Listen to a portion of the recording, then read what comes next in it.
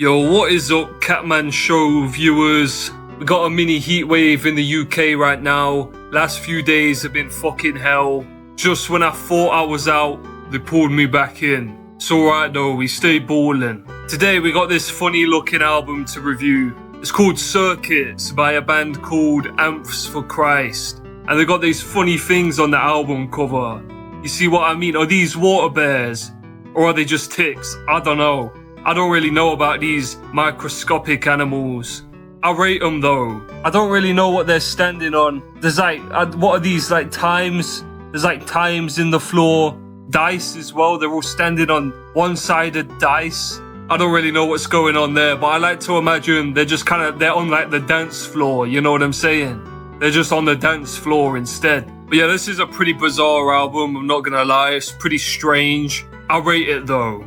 Let me get into this review I wrote out. The most in-your-face element of this album is the absolutely blown out, distorted guitar present on this shit.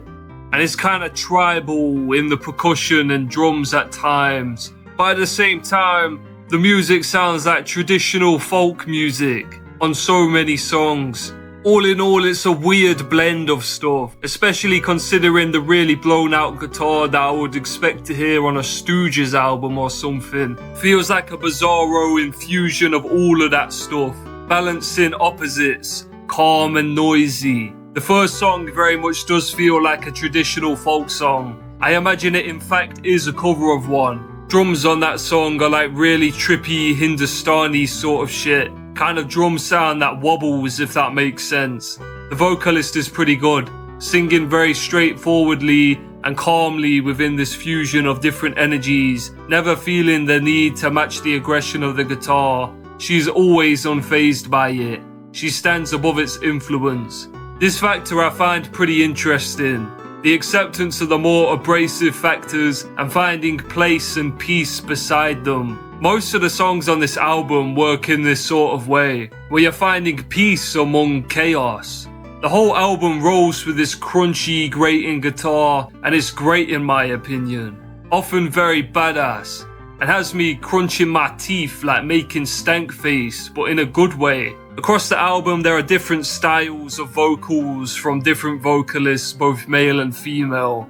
There's this Tom Waits kind of guy who sounds like he's choking when he speaks. This album is definitely very psychedelic, often incorporating these stretching drones that I believe are made by the guitar. Really, the guitar is a beast on this album. It's its own entity. These droning parts are again pretty trippy, and songs like Janitor of Lunacy feel like you're being initiated into some next esoteric order. These guitars drone along in a similar way to the way they do on a drone metal album, which is something I find pretty interesting. It's so heavy, but really it's very inordinately heavy, especially considering the calm folkiness of much of the songs here. I really do rate it. A lot of it sounds like strange schizo versions of very homely and wholesome songs. You can see this with colours especially, which sounds like something a mother would sing while hanging out or washing. Yet you can barely hear that because the guitar is blaring over it for some reason. The melody of the song actually reminds me of a hymn of sorts, something I would have been taught as a child. Again, I must express the loud guitar doesn't destroy the innocence or serenity or peace present in these elements of the song, but rather both sides of this album live together in harmony. Not gonna lie, the song The Blacksmith was a total curveball, but it's an absolute banger. At first I thought they were playing a kazoo, but it's actually that the vocals have been so manipulated and distorted that they just sound a bit like a kazoo. Kinda crazy. This song's melodies, it's like something from a video game. The repressed bass lines are so fucking awesome. Funky as oak. I groove out to this one. Maybe my favourite song on the album, despite how utterly scuffed it is with its lo-fi fuckery and strange scraping and clicking noises and beeping. It just goes really hard, I don't know what to tell you. Songs like Edward contain in them such a fresh sense of freedom, like standing in the hills with beautiful endless views surrounding you, that type of shit. This song is a good demonstration of the fact that despite how smothering this guitar attempts to be, still beautiful melodies shine through it. Very warm song. I think really this album is very friendly, such a crunchy, unpolished and raw atmosphere to it, but it's filled with so much love, and it shows you many things that you aren't really expecting.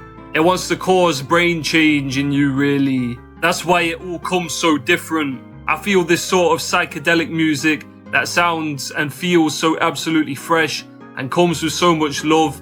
It really has your best interest at heart. It feels very inspiring, soothing and healing.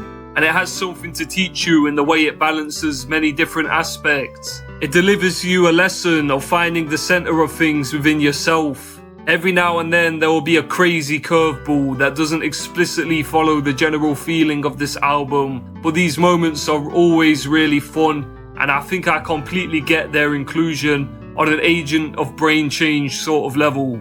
I'm talking about songs like Detrimental Anesthesia, which is really like a very explosive punk song and totally leaves behind whatever status quo was starting to form in the album, except for that crunchy as hell guitar, of course. The next song, The Wife of Usher's Well, also feels very mindful. It's very peaceful once again, but has these very high keys, I guess. Sounds a little organy, but really electronic as well. I really kind of feel these sounds in my brain. I feel a lot of this album moving things around in my brain actually, and it's cool. It brings me to this point where I can kind of accept any outside the box idea being flung at me.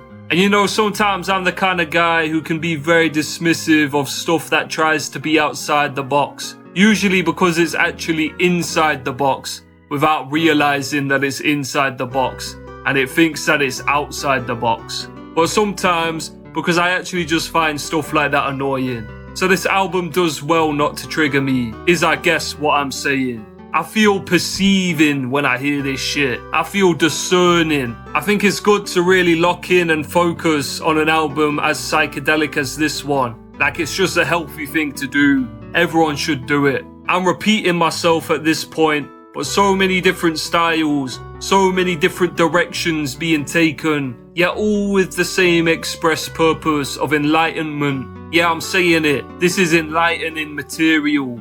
Look at echolocation, for example, perhaps bordering on the American primitivism genre, albeit in a very unconventional way. The constant noodling and twanging of these guitars takes me places. It makes me feel the breeze even when I'm inside. Those who have experienced that sort of freedom know what I mean. Chinese fascination with Westerners is another curveball. As you may guess, that shit sounds very Chinese. And ever since I heard it, a lot more stuff has started to sound Chinese to me. Everything started blending together. All things are one, you get me?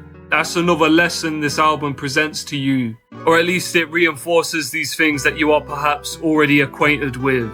The Cruel Sister gets particularly noisy. I reckon the schizophrenia of the album really peaks here. It's probably hardest to feel peace in this song with how crazy the guitar is, squirming around everywhere like a dying animal. But I suppose this is what the album has been training me up for. This is the task I must uptake.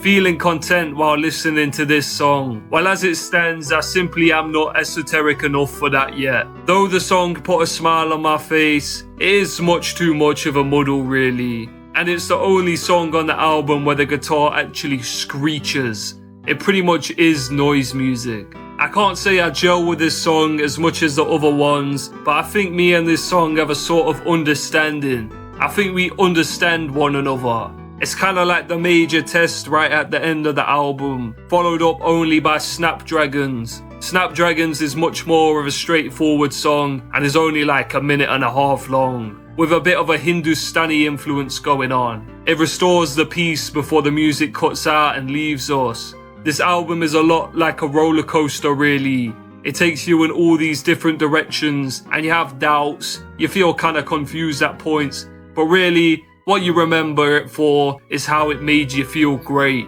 I don't have much to say about the lyrical content, primarily because a lot of it is quite hard to hear. But what I do hear goes to add to the feeling of freedom of this album. Small little visions about life in old times, before the state, when community was real and associations were so free-flowing. when everyone loved each other. This is what it makes me think about from the few glimpses that we are given. I really like this album. Not many tracks stand out in particular, though the opening track, Sweet William and Lady Margaret, and then two other tracks, The Blacksmith and The Cruel Sister, certainly stand out a lot and are very memorable. This album should be taken much more as an experience. Like, all of this must be listened to together really. Shit's awesome. I feel slightly mind-fucked after this album, but in a good way. I give it 8.5 cats out of a possible 10 cats. But yeah, that's about it for this review. Subscribe to The Catman Show, leave a like, leave a comment. Goodbye.